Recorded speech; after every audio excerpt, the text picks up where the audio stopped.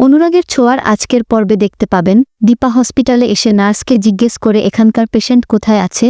তখন নার্স বলে ওনার তো ছুটি হয়ে গেছে। তখন দীপা বলে তাহলে আমার সন্দেহটাই ঠিক। মিশকা সোনাকে তুলে নিয়ে গেছে, আমাকে আটকাবি না রূপা, আমি একাই যাব। আজকের নিজের জীবনের বাজি রেখে আমি আমার মেয়েকে বাঁচাবো। এইদিকে মিশকা ঘরে আছে কিনা দেখার জন্য সূর্য মিশকার বাড়িতে এসে সূর্যের সঙ্গে মিশকার একটা ছবি দেখতে পায়। তখন বুঝতে পারে তাহলে মিশকা সত্যিই বেঁচে আছে। এদিকে চারু সবাইকে জানায় আমি যদি জানতে পারতাম যে সোনাকে কেউ তুলে নিয়ে চলে যাবে তাহলে আমি সোনাকে আটকাতাম। তারপর দীপা মিশকা ডেরাতে আসে, মিশকাকে বলে তোমার শত্রুতা আমার সঙ্গে, তুমি আমাকে মেরে ফেলো কিন্তু আমার মেয়ের কোনো ক্ষতি করবে না। তখন মিশকা বলে এটাই তো রক্তের টান, এক এক করে সবাই আসবে আর আমি সবাইকে শেষ করে দেব। তখন দীপা মিশকার সঙ্গে লড়াই করে আর সোনাকে বলে তুই এখান থেকে চলে যা। তখন সোনা বলে এভাবে মা আমার জন্য নিজেকে শেষ করে দেবে।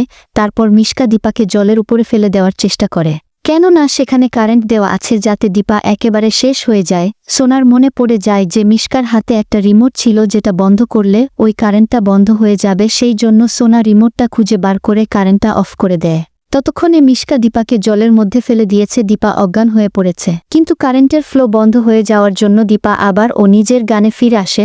তারপর দীপা উঠে দাঁড়ায় আর সোনাকে বলে তুই এখান থেকে চলে যা। তখন সোনা মিশকাকে বলে আমার মা তোমাকে ছাড়বে না। তারপরে দীপাকে বলে আমি বাবাকে ডেকে আনছি। সোনা বাইরে বেরিয়ে এসে লোকজন জড়ো করার চেষ্টা করে, ততক্ষণে রূপা সবাইকে নিয়ে সেই জায়গায় পৌঁছে যায়। তারপর সোনা সবাইকে জানায় যে মিশকা এই কাজ করেছে আর মা ভেতরে আছে। তারপরে সোনা অজ্ঞান হয়ে যায়।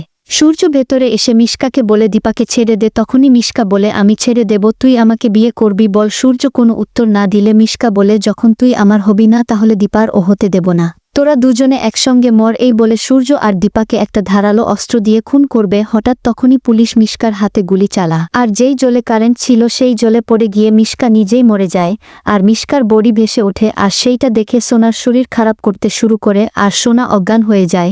তারপর সূর্য দীপাকে জড়িয়ে ধরে এটা ভেবে যে এইবার হয়তো সবকিছু ঠিক হয়ে যাবে। তখনই চারু মনে মনে ভাবছে যে যদি সবকিছু ঠিক হয়ে যায় তবে আমি কোথায় যাব, আমার তো যাওয়ার কোনো জায়গা থাকলো না।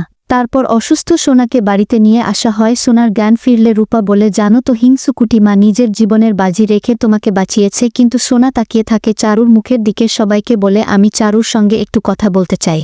তারপর চারু সোনাকে বলে এবার তুমি খুশি তো, তোমার মা নিজের জীবনের ঝুঁকি নিয়ে তোমাকে বাঁচিয়েছে, এবার তো আমাকে চলে যেতে হবে, তুমি তোমার গোটা পরিবারকে পেয়েছ।